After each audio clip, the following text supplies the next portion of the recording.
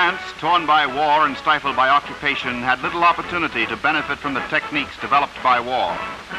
But with this new giant seaplane, France makes a bid for a share of the post-war air travel.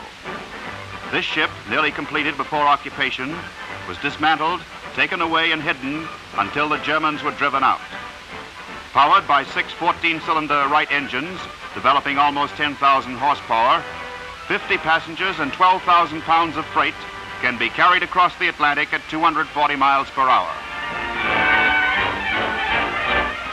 With its crew of 10 at their stations, it is ready for a trial flight in the skies of France.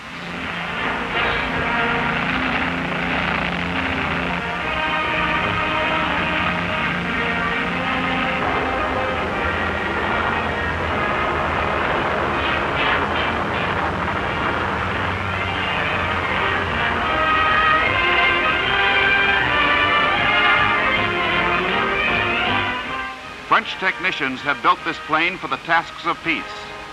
French resistance would not allow the invader to use it. Tomorrow, along the routes it will fly, it will be a symbol of the spirit of the new France.